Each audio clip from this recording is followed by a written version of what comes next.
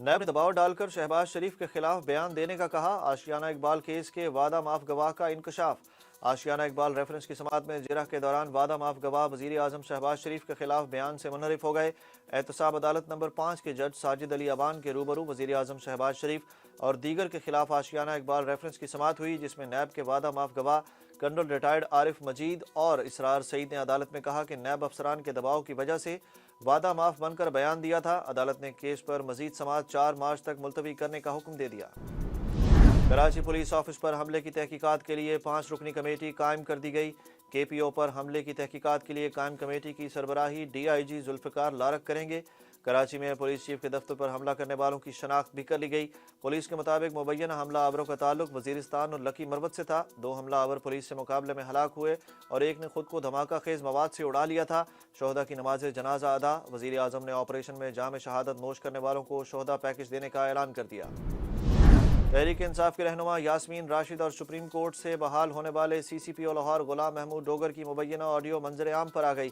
मुबैना audio leak में सुना जा सकता है कि यास्मीन राशिद गुलाम महमूद डोगर से अदालती फैसले के हवाले से अच्छी खबर के बारे में मालूम कर रही हैं और उन्हें बता रही हैं कि इमरान खान को इस हवाले से तशवीश है।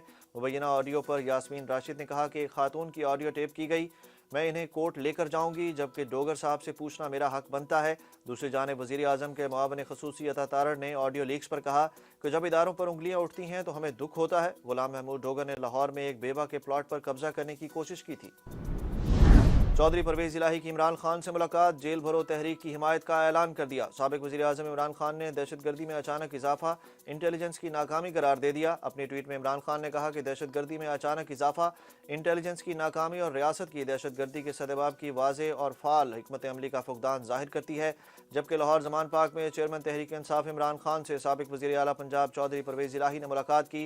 इमरान खान का कहना था कि नून लीग अपनी रिवायत के मुताबिक अदलिया पर हमला आवर है, हुक्मरान आइन को मान रहे हैं, ना अदालती फैसले तस्लीम कर रहे हैं। चौधरी परवेज इलाही ने इमरान खान की जेल भरो तहरीक की मुकम्मल हिमायत का ऐलान कर दिया।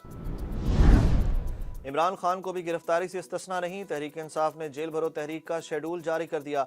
लाहौर में प्रेस कॉन्फ्रेंस करते हुए जेल भरो तहरीक के फोकल पर्सन एजाज चौधरी ने कहा कि चेयरमैन PTI इमरान खान को भी गिरफ्तारी से इस्तिस्ना नहीं, पार्टी फैसला करेगी कि कब किसने गिरफ्तारी देनी है। उन्होंने कहा कि लाहौर से 22 फरवरी को तहरीक का आगाज़ होगा। 8 शहरों में 28 फरवरी तक तहरीक का पहला मरहला ख़त्म करेंगे।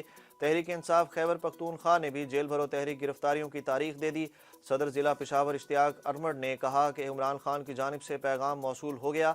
जेल भरो तहरीक का आगाज़ जुमेरात से होगा। 2 बजे तक MNA MPAs और डिस्ट्रिक्ट सदूर गिरफ्तारियां देंगे।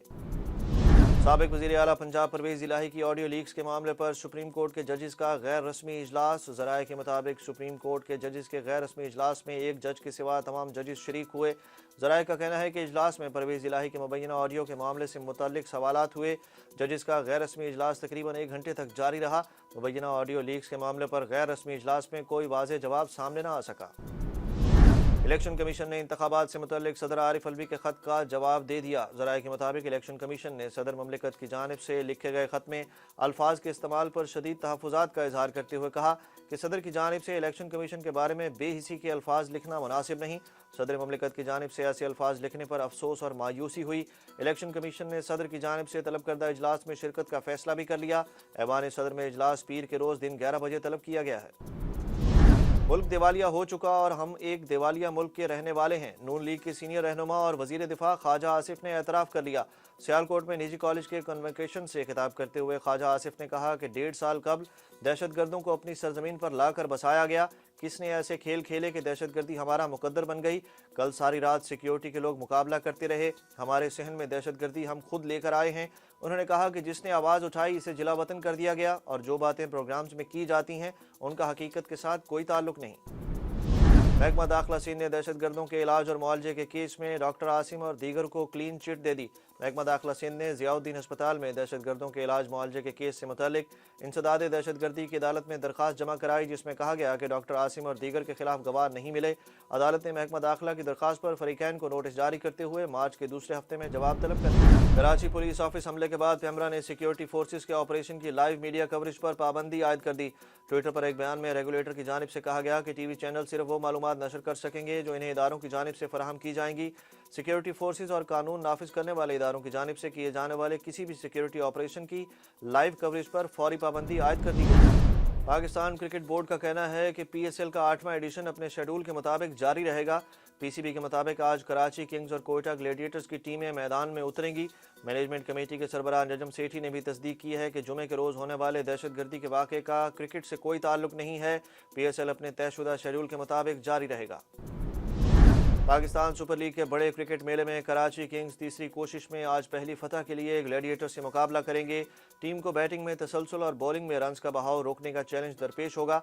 दोनों टीमें आज शाम 7 बजे कराची स्टेडियम में आमने सामने होंगी। गुज़श्ता रोज मुल्तान सुल्तान्स ने पेशावर ज़ल्मी को 56 रन्स के बड़े मार्जिन से शिकस्त देकर इवेंट में दूसरी कामयाबी हासिल की थी।